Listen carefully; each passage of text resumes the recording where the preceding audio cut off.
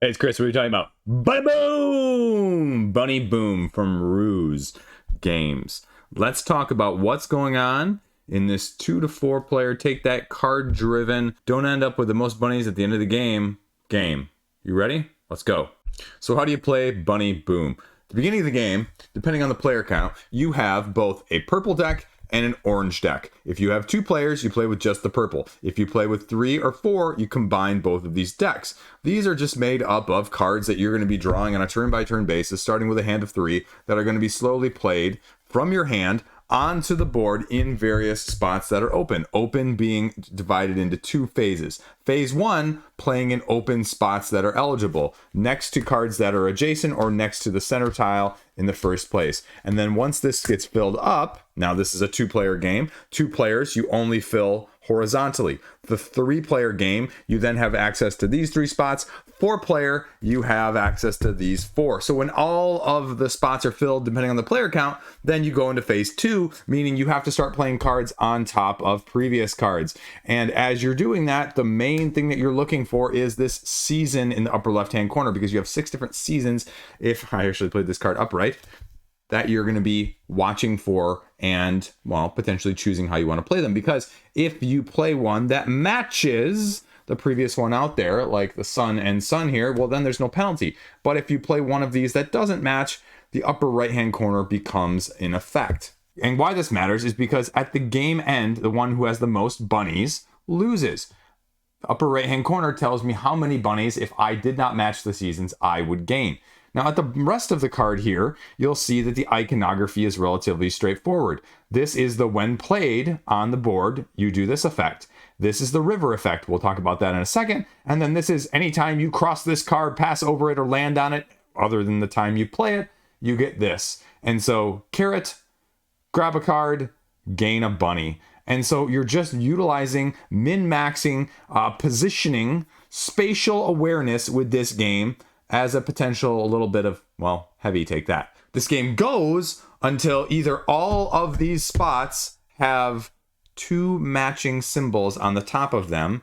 So if I start being able to match 2 of these there, this is now closed, what they call closed versus open, meaning these 2 are the same on the top, meaning no more cards can be played there. Either all of them get closed, or you run out of cards, and then whoever has the least amount of bunnies at the end of the game wins. Now, there's a few little tiny variants with this. You have a carrot, as I just showed you on the iconography there. You have a fox, and you have a burrow. All of those are going to give different spins in order to give this game a little bit more of an advanced variant twist, if you will, and they're going to be manipulatable depending on where you're located. So at the beginning of the game, everyone starts at this center tile, and when you lay one of your cards down here as we slowly depopulate, you'll see that as the game goes, you lay a card down there, do what it says. I would gain a bunny, and then I would move my token there. And for your bunny, all you do is you keep track on your little player board right here that you're going to have sitting in front of you. And you have a nice little set of iconography here that goes over all of them. Again, very straightforward. All of the play effects, the 2 variants that I mentioned with the fox and the burrow, as well as the 6 different suits and the movement effects as you go over them, as well as the river effects, which we'll talk about in a second. So as I mentioned, I'd move there, then my turn would be essentially over. Someone else then, the other player, could take their turn and they could put their card either on this side, or for the sake of the example, we would go over here, and then the carrot, as the placed effect here, gets given to a player of their choice. And the player of the choice, obviously being the gray player, you put it on there, and that's, well, worth 4 bunnies at the end. Then they have to move to that. Now, if they had other ones that they were crossing in order to get there, they would get additional movement bonus there. So that would give them an additional bunny if they had to move. But then I get to move to that one as well. So I'm going to have to take my movement bonus there in addition. And this card actually doesn't have any river effect that can be potentially up here. And so if you draw one of these cards or play one of these cards, for example, the bunny right here has a river effect when you played. And so what that means is you have these 3 cards up in the river over here, and you'll notice that as we slide these down, each of them also potentially has a river icon in the middle, and you just have to take that action. And sometimes that's giving bunnies, sometimes that's allocating cards from your hand, sometimes that's taking cards from other people's hands, sometimes that's just discarding and redrawing, or even skipping depending on how and what's available. And if there were, say, none available, that had the river icon up there, well, then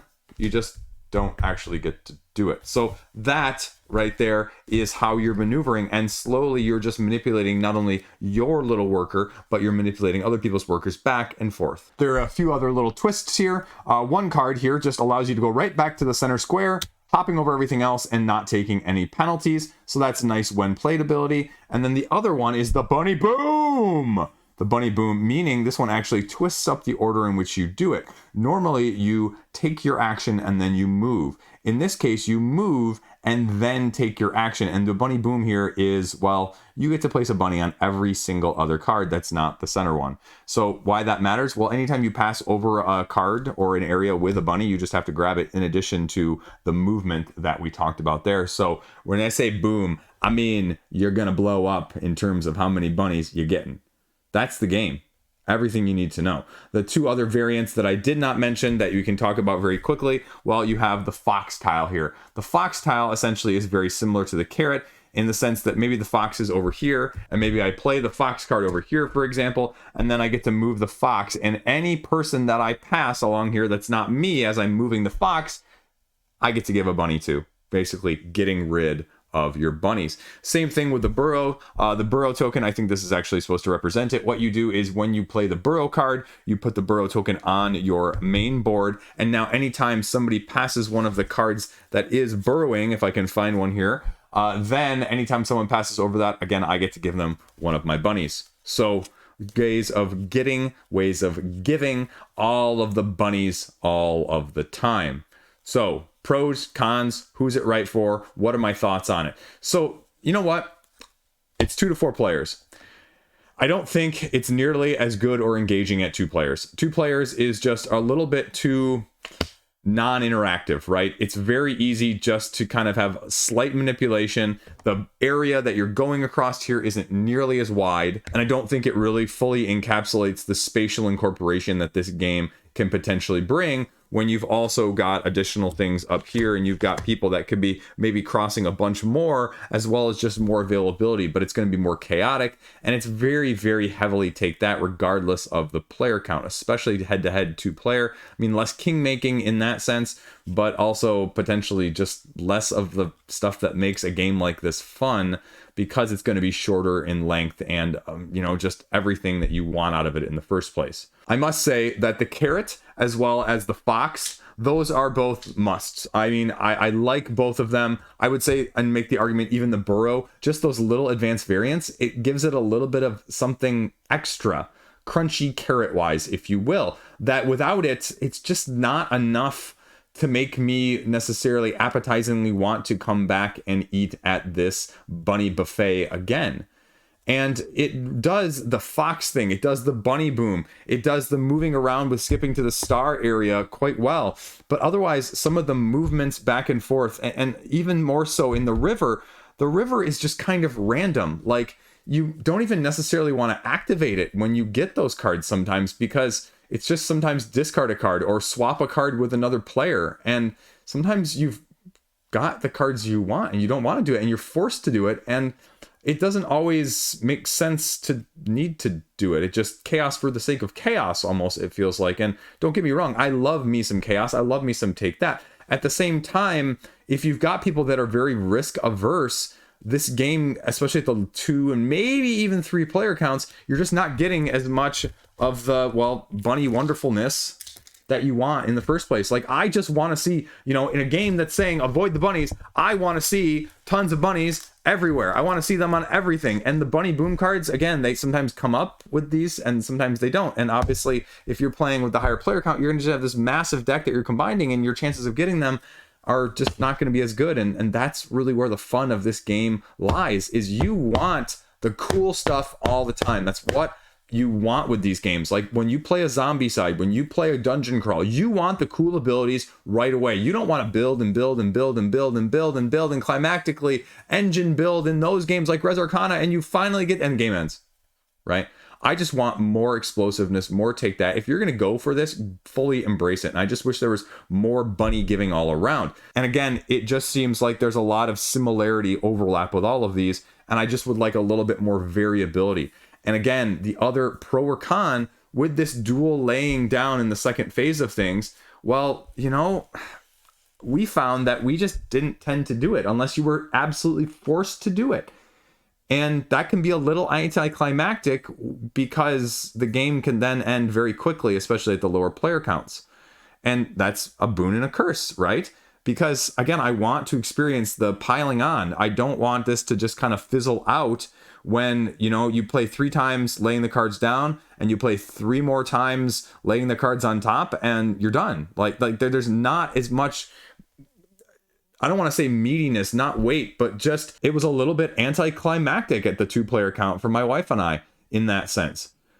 Because you can really probably do some cool things manipulation wise, again, with the fox and the carrot and the burrow and just a few more twists on the card. But like I said, if you're playing cards on top that don't match, there's never really any reason to want to do that.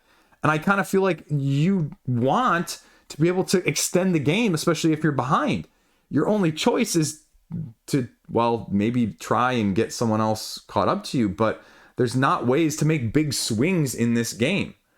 And so if you just don't get the card draw, or someone else gets a good river draw, which again, like rivers vary all over the place.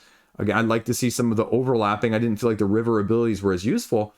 It can kind of just, again, fizzle out in a way that I wasn't sort of expecting as much to do. Like, I just want this to be a super fun filler. It's a little bit more complex than, say, just a typical family age. You could definitely play this with kids with my age, like 8 and 10-year-olds, because, I mean, they'll understand that I make you move over here, I'm going to move minimally over there. But again, the spatial arrangement doesn't allow for as much manipulation. So I wonder about like the ability to make them, a little bit more of a grid-based situation as a whole, just so that you could have a little bit more going over those spaces or more forcing from that aspect of things. I wouldn't mind that, right? Like, I'd want more take that with this. Go for it. So, with all of that said, who is this right for? I mean, it's light.